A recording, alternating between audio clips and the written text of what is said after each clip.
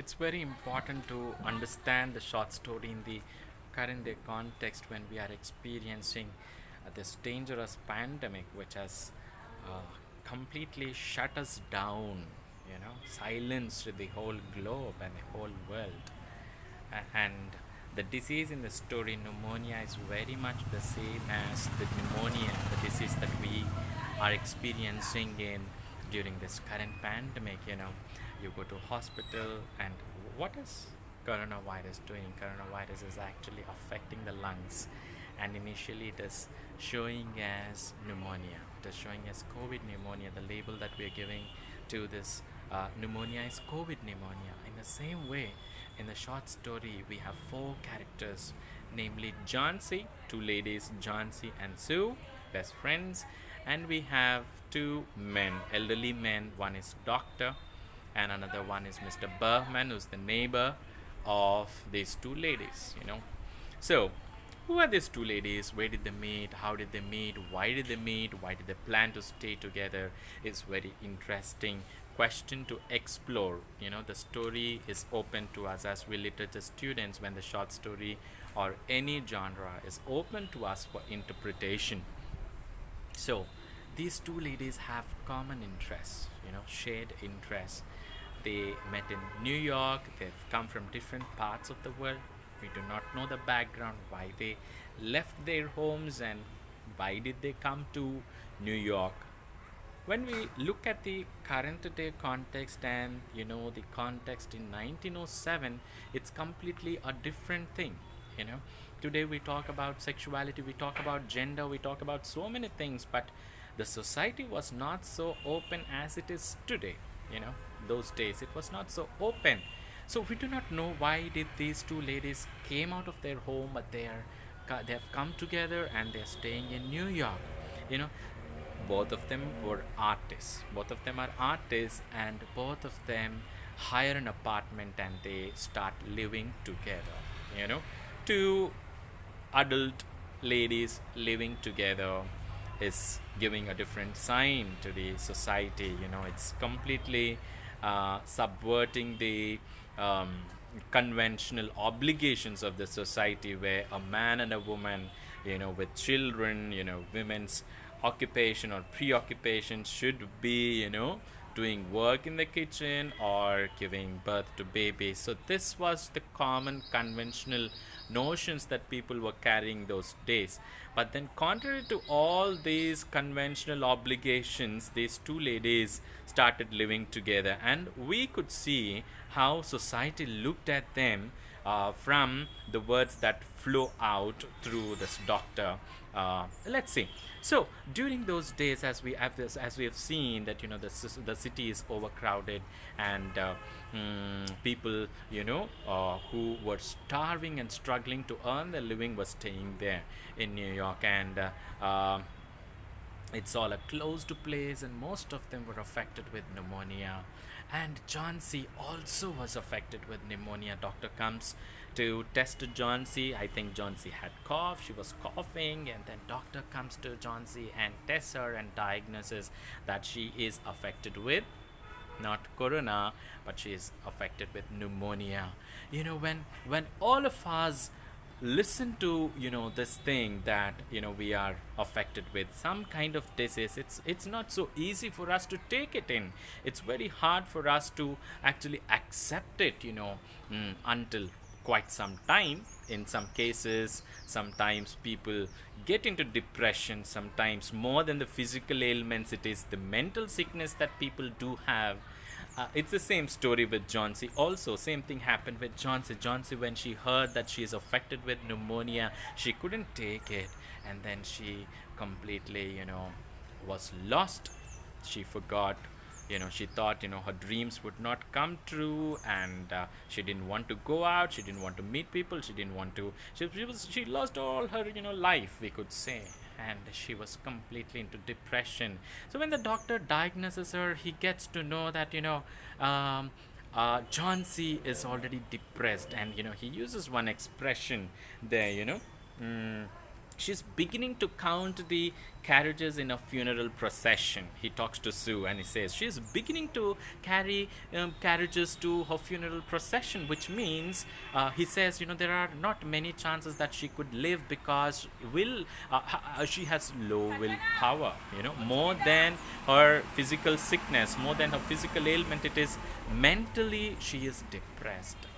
And same thing that we see in Johnsy. Johnsy is completely lying on the bed and she's crying daily. And when she's waking up, she has a nice beautiful window, and from the beautiful window she could see an ivy vine with many leaves there. And then she keeps looking at these leaves, and then she thinks that that's also not a strong creeper, and it's not a strong vine there. And every day one leaf is dropping off, it's falling, withering, and then she symbolically relates her life, her will, to that leaf. She thinks that her life is in that leaf, and she says that she keeps counting those leaves. No work. She's keeping counting those leaves because she's depressed, and she thinks that once all the leaves of that ivy vine are withered off, she's also going to die. That was her thinking, that was running in her mind, and it was crazy for Sue to look at all these things. And when doctor comes, we should look at certain comments that the doctor makes. Doctor diagnoses her that, and he declares that she has pneumonia, she has low willpower, she has to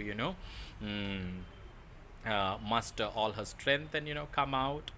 But then he understands that she's completely depressed. And then he asks Sue some certain questions, very interesting questions. Why is she so depressed? She seems to be so depressed. What do you think is bothering her? And Sue, she says that she has a dream that she has to paint the Bay of Naples. She wants to go to Italy and paint the Bay of Naples. And this sounds crazy to the doctor, and he says, painting, bash. He just dismisses the comments of Sue, what Sue says about Johnsy, her dreams. He dismisses, and he makes certain sexistic comments. That's where we understand the context in 1907, when this doctor, who's a man, who's making these sexistic comments like painting, bosh.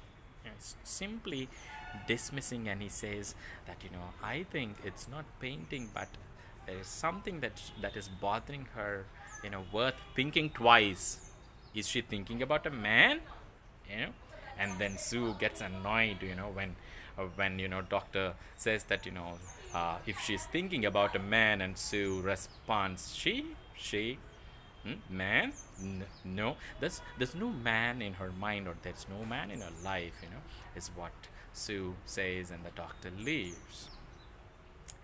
And Sue, when she listens that Johnsy is going to die, Johnsy is depressed and her willpower is not so strong, she gets into the room and she goes and cries. But then there you can also find her coming out, when she wants to face Johnsy, she wants to show herself as that she's happy, she's joyful, and she comes out, whistling rag. We find one expression here that she comes out, she cries in the workroom but swaggers into the bedroom, whistling ragtime. Sue's swagger. Okay, whistling ragtime. These are all expressions which are related to men mostly. Whistling ragtime is a woman. In those days, 1907, in that context, you don't find a woman whistling ragtime. But here, Sue is actually taking the male role, and she thinks that she wants to save Johnsy. She has to save. It's a responsibility, just like a husband. Just like a husband. There are few critics who actually analyze the story, and these two women attribute a romantic relationship to them. We do not know, but then the story actually says that so she wants to earn for Johnsy's treatment. So what she does, she gets um, a painting board, and then she whistles ragtime. She comes out and she shows herself that she's joyful, and she starts painting. So for that, when she is doing that, she couldn't listen John C at all, and she um, slowly goes and talks to John C, and she goes crazy when she listens to John C's words. John C keeps counting 12, 11, 10, 9, 8. So like that. Then Sue goes and asks, "What are you counting?" And then John C says, "I think my life is going to end once that last leaf falls off." You know. And then Sue says, "Are you crazy? Huh? What are you thinking? How is it related? What's the logic when you think about the leaf in your life? There's nothing of that sort that you could relate your life to that leaf."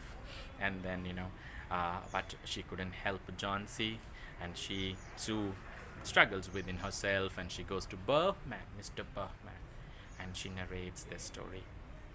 She says that John C is thinking so, and in his European accent, in the story you can find in his European accent, he says, is she dunderhead? Why is she thinking like that? There's no logic in thinking that the leaf is related to her life. Yeah, he also goes mad, and then he somehow wants to help these ladies. He somehow wants to do some favor to these ladies. When we look at Mr. Bergman's life, who is this Mr. Bergman? Mr. Bergman is an artist, but is known for his failure. He fails many times. He always says that he wanted to draw a masterpiece, but never he has drawn an inspiration to draw this masterpiece. So he keeps waiting, and is not so economically well off. He comes, he is also an artist. He comes from somewhere, and that's what we could see, that all of these artists are staying together and supporting each other. And Bergman, he always wants to draw a masterpiece. Then when he looks at John's situation, when he listens to John's story, he thinks that he wants to do something for her. One day, what happens, and that there are storms, strong storms, and that it's rain pouring out. It was raining cats and dogs, and then John C, Sue were in the room, and now John C is all prepared, prepared to leave this world, because there's only one leaf left over there, and if that leaf falls off, she's going to die, is what she thought. So since it is raining, they had to close all the windows, and they were all shut down in their room, just as we are during this lockdown inside. And in the morning, John C wants to open the window and see that the leaf is no more. She's taken it for granted. She is completely assuming that the leaf is gone, and she's also going to die. So with all that fear, with all that sad mood, she opens the shades, she opens the windows, and to their dismay and to their surprise, what they witness is, they could see that one leaf hanging there. And then from, we do not know, from nowhere, John C gets all the courage and all the strength, and then she sits on the bed, and she now her expression, now her words change. I think now I have some hope. All these days she was all hopeless. Hope is also one theme. We can dig into this concept of hope according to the contemporary philosophers Gabriel Marcel, to what hope is according to